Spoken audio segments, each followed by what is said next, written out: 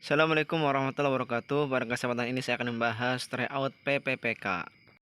Langsung saja nomor satu. Ibu Dina adalah guru prakarya. Hari ini dia mengajar bagaimana cara menjahit saku baju agar pekerjaannya rapi. Dia menjelaskan di papan tulis teknik pemotongan kain sesuai pola sampai prosedur penjahitan saku. Hal tersebut merupakan bentuk kegiatan pembelajaran yang mengukur. Jawaban yang tepat adalah E. Manipulasi. Kita analisis istilah. Presisi adalah mahir dalam melakukan kegiatan sendiri. Naturalisasi adalah menyelesaikan satu atau lebih keterampilan dengan mudah dan membuat keterampilan otomatis. Imitasi adalah meniru guru, artikulasi memodifikasi keterampilan pada situasi baru, dan manipulasi adalah melakukan sesuatu tetapi masih dipandu oleh guru. Soal nomor 2, deskripsi tentang ranah sikap pengetahuan keterampilan yang harus dipelajari untuk dikuasai peserta didik pada suatu tingkat atau jenjang sekolah, kelas mata pelajaran tertentu, terdapat pada komponen silabus. Jawaban yang tepat adalah A. KD atau kompetensi dasar, yaitu penjabaran KI sejumlah kemampuan yang harus dimiliki peserta didik dalam satuan pendidikan, jenjang, dan mata pelajaran tertentu. KI atau kompetensi inti adalah deskripsi atau gambaran mengenai kompetensi utama yang dikelompokkan ke dalam aspek sikap, pengetahuan, dan keterampilan, afektif, kognitif, dan psikomotor yang harus dipelajari peserta didik pada satuan pendidikan tertentu. Soal nomor 3, penilaian harus mampu menyimpulkan apakah peserta didik telah mencapai kompetensi yang telah ditetapkan atau belum. Hal ini sejalan dengan prinsip penilaian. Jawabannya adalah D. Summing up. Keeping track yaitu harus mampu menelusuri dan melacak kemajuan siswa sesuai dengan rencana pembelajaran yang telah ditetapkan. Checking up yaitu harus mampu mengecek ketercapaian kemampuan peserta didik dalam proses pembelajaran. Finding out yaitu penilaian harus mampu mencari dan menemukan serta mendeteksi kesalahan yang menyebabkan terjadinya kelemahan dalam proses pembelajaran.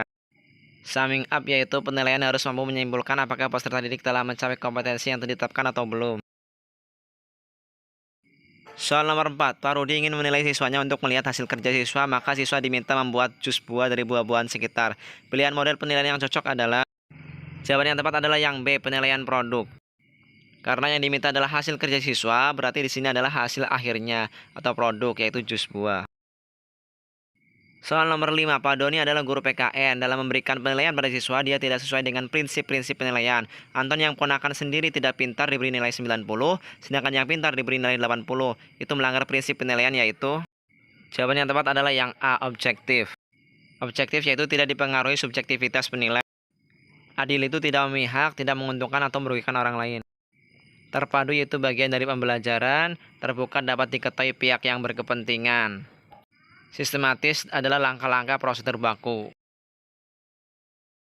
Soal nomor 6, saat belajar para siswa dihadapkan dengan situasi di mana ia bebas untuk mengumpulkan data, membuat dugaan, mencoba-coba mencari dan menemukan keteraturan, menggeneralisasi atau menyusun rumus beserta bentuk umum, membuktikan benar tidaknya dugaannya itu. Hal ini merupakan penerapan teori belajar. Jawaban yang tepat adalah yang A, konstruktivistik. Dalam hal ini berarti siswa memahami belajar sebagai proses pembentukan atau konstruksi pengetahuan oleh peserta didik itu sendiri seperti aktif berpikir, menyusun konsep, dan memberi makna tentang hal yang sedang dipelajari. Tetapi yang paling menentukan terwujudnya gejala belajar adalah niat belajar peserta didik sendiri. Nah, itu semua adalah teori belajar konstruktivisme. Soal nomor 7. Contoh penerapan teori behavioristik yang dapat dilakukan oleh guru dalam praktek pembelajaran adalah, jawaban yang tepat adalah yang C, menciptakan lingkungan belajar yang baik. Teori belajar behavioristik adalah memunculkan perubahan tingkah laku dari stimulus dan respon. Nah, dalam hal ini guru harus mampu menciptakan lingkungan belajar pada diri siswa yang dapat memungkinkan terjadinya penguatan atau reinforcement bagi siswa. Lingkungan yang dimaksud di sini bisa berupa benda, orang, atau situasi yang dapat berdampak pada munculnya tingkah laku anak yang dimaksud. Soal nomor 8. Dalam mengawali pelajarannya, Pak Mamas menyampaikan suatu permasalahan guna menggugah dan menimbulkan kepenasaran para siswanya. Langkah tersebut bertujuan untuk mendorong para siswa agar mau mengembangkan kreativitasnya. Langkah yang dilakukan oleh Pak Mamas itu merupakan bagian dari model pembelajaran. Jawaban yang tepat adalah yang C, penemuan discovery learning. Langkah-langkah model pembelajaran discovery learning adalah pemberian rangsangan, pernyataan atau identifikasi masalah, pengumpulan data, pengolahan data, dan pembuktian, serta menarik kesimpulan. Soal nomor 9. Supaya komunikasi berjalan dengan efektif, penting bagi komunikator atau guru memahami aspek-aspek di bawah ini kecuali. Jawaban yang tepat adalah yang D. Sikap dan nilai yang ditampilkan harus dapat menumbuhkan kepercayaan bagi guru atau komunikator. Agar komunikasi menjadi efektif, penting bagi komunikator atau guru memperhatikan aspek berikut. Yang pertama, waktu yang tepat untuk suatu pesan dalam pembelajaran. Yang kedua, bahasa yang digunakan harus dimengerti oleh siswa. Yang ketiga, sikap dan nilai ditampilkan harus dapat menumbuhkan kepercayaan siswa. Dan yang keempat, memilah-milah jenis kelompok sasaran di mana komunikasi. Soal nomor 10, menyampaikan tujuan pembelajaran atau kompetensi yang ingin dicapai melalui pembelajaran yang akan dilakukan bersama-sama di suatu kelas. Disampaikan oleh guru pada kegiatan. Jawaban yang tepat adalah yang C, kegiatan pendahuluan. Dalam kegiatan pendahuluan, guru wajib menyiapkan peserta didik untuk mengikuti proses pembelajaran. Memberi motivasi secara kontekstual sesuai manfaat dan aplikasi materi ajar dalam kehidupan sehari-hari dengan memberikan contoh dan perbandingan lokal, serta disesuaikan dengan karakteristik dan jenjang peserta didik. Mengajukan pertanyaan yang mengaitkan pengetahuan sebelumnya dengan materi yang akan dipelajari. Menjelaskan tujuan pembelajaran atau kompetensi dasar yang akan dicapai. Dan menyampaikan cakupan materi dan penjelasan uraian kegiatan sesuai silabus. Soal nomor 11, Bu Ani bermaksud mengembangkan kemampuan berpikir kreatif melalui curah gagasan dengan kantong ide. Setiap siswa membawa kantong ide berisi satu benda, kemudian kantong ide ditukar dengan temannya. Tugas siswa adalah memberikan kata sebanyak mungkin terkait benda yang ada di kantong ide tersebut. Cara yang digunakan Bu Ani dapat mengembangkan keterampilan berpikir. Jawaban yang tepat adalah yang A, divergen. Berpikir pendek atau berpikir lateral atau berpikir divergen yaitu tipe berpikir kreatif yang dapat menggunakan informasi sebanyak mungkin. Terkadang yang tidak relevan atau boleh salah dalam artian boleh berbeda dari umumnya. Dalam beberapa tahapan untuk mencapai pemecahan masalah yang tepat. Eksplorasi dari banyak ide, divergen artinya adalah berbeda-beda. Soal nomor 12, Ismail siswa kelas 2 SD mampu mengurutkan benda dengan mudah berdasarkan ukuran panjang dari yang terpendek sampai dengan terpanjang, namun agak kesulitan menyusun dari yang terpanjang ke yang terpendek. Kemampuan Ismail mengurutkan panjang benda tersebut merupakan kemampuan berpikir pada tahap perkembangan kognitif. Jawaban yang tepat adalah yang D, operasional konkret. Tahap operasional konkret 7-11 tahun berikut adalah ciri perkembangan di tahapan ini. Sudah mampu mengelompokkan objek atau situasi tertentu dan mengurutkan sesuatu. Kemampuannya dalam mengingat dan berpikir logis juga semakin meningkat, memahami konsep sebab akibat secara rasional dan sistematis. Soal nomor 13 berikut ini merupakan prinsip penilaian yang harus Anda perhatikan dalam melakukan penilaian di kelas Anda, kecuali. Jawaban yang tepat adalah yang B, subjektif. Prinsip penilaian K13 meliputi sahih, objektif, adil, terpadu, terbuka, menyeluruh, dan berkesinambungan, sistematif, beracuan kriteria, akuntabel. Soal nomor 14, perhatikan teknik penilaian berikut. 1 observasi, 2 pertanyaan langsung, 3 laporan tertulis, 4 laporan diri, 5 tes tertulis. Teknik penilaian sikap yang paling tepat adalah. Jawaban yang tepat adalah yang C, 1, 2, dan 4. Observasi, pertanyaan langsung, dan laporan diri. Nah, teknik penilaian sikap ada 1 observasi, penilaian diri, penilaian antar teman, jurnal, dan pertanyaan langsung atau interview. Soal nomor 15, setelah melakukan penilaian harian, guru membagi kelas ke dalam 2 kelompok. Kelompok pertama mengerjakan nomor 1-10, sedangkan kelompok kedua mengerjakan nomor soal 11-20. Hal ini bertentangan dengan prinsip penilaian. Jawaban yang tepat adalah yang A, adil. Adil artinya tidak memihak, tidak menguntungkan atau merugikan peserta didik lain. Objektif tidak dipengaruhi oleh subjektivitas penilai. Terpadu artinya penilaian adalah bagian dari pembelajaran. Terbuka artinya dapat diketahui pihak yang berkepentingan. Sistematis artinya langkah-langkah prosedur baku. Soal nomor 16, kegiatan penutup pembelajaran bertujuan untuk. Jawaban yang tepat adalah yang C, siswa dapat merefleksikan materi pelajaran. Kegiatan menutup pelajaran adalah kegiatan yang dilakukan untuk mengakhiri kegiatan belajar mengajar. Salah satu tujuannya adalah untuk mengukur tingkat keberhasilan peserta didik maupun guru dalam kegiatan belajar mengajar.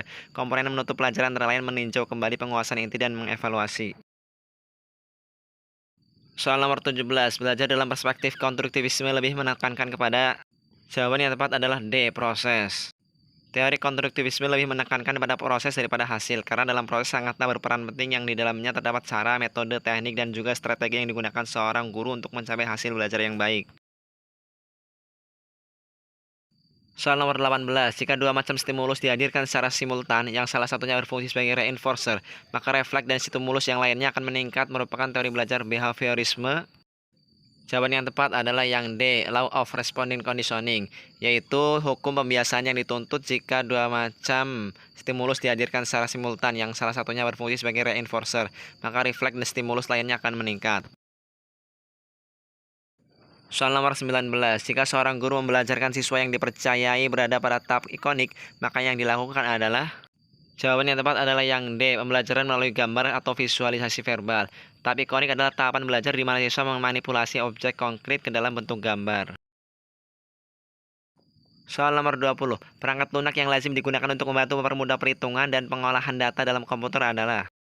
Jawaban yang tepat adalah yang A, Microsoft Excel. Sudah jelas pengolahan data pastinya pakai menggunakan Microsoft Excel. Soal nomor 21, seorang guru senior mengajar siswanya dengan metode diskusi dan menggunakan media gambar yang sudah berlangsung dari tahun ke tahun. Pada awal semester baru 2019, siswa di kelas tersebut diketahui 70% memiliki preferensi belajar di kinestetik, sehingga mereka tidak fokus saat pembelajaran dan diskusi berlangsung. Siswa lebih senang jika mengerjakan tugas yang diberikan oleh guru. Dari kasus tersebut, strategi pembelajaran yang paling tepat dipilih oleh guru adalah jawaban yang tepat adalah yang B, process based learning, yaitu karena gaya belajarnya kinestetik dengan gerak, maka yang cocok adalah project based learning. Soal nomor 22, sebagian siswa mengalami kesulitan menjawab soal tes pilihan ganda yang disusun oleh guru. Hal tersebut disebabkan materi dalam soal sebagian belum dipelajari oleh siswa, karena materi tersebut seharusnya diberikan pada pertemuan berikutnya. Hal yang seharusnya dilakukan oleh guru dalam menyusun soal tes pilihan ganda pada aspek materi yaitu jawaban yang tepat adalah yang A, soal harus sesuai dengan indikator. Kualitas soal tes bentuk objektif dapat ditelaah dengan memperhatikan yang pertama, butir harus sesuai dengan indikator, hanya ada satu jawaban yang benar dan pengecoh homogen dan berfungsi. Soal nomor 23, Pak Aris merupakan guru kelas 5 SD ketika memberikan pembelajaran menyanyi atau musik. Memilih lagu daerah dari asal daerah peserta didiknya. Tindakan guru tersebut karena memperhatikan karakteristik peserta didik terutama. Jawaban yang tepat adalah yang C, kultural. Lagu daerah merupakan bagian dari budaya atau kultural. Soal nomor 24, secara sederhana komunikasi dikatakan efektif apabila pesan yang disampaikan oleh pengirim sama maknanya dengan pesan yang ditangkap dan dipahami oleh penerima. Diagram yang menunjukkan komunikasi efektif adalah jawaban yang tepat adalah yang C, perception, interpretation, understanding, dan action. Komunikasi efektif dari memberikan resepsi lalu menginterpretasikan kemudian memahami dan kalau sudah paham baru memberikan aksi atau tindakan. Soal nomor 25, hal yang tidak termasuk ke dalam jenis komunikasi nonverbal adalah jawaban yang tepat adalah yang B, bahasa yang digunakan. Nonverbal berarti melalui non-bahasa, kalau bahasa berarti verbal. Itu saja yang bisa disampaikan, mudah-mudahan ada manfaatnya. Terima kasih. Assalamualaikum warahmatullahi wabarakatuh.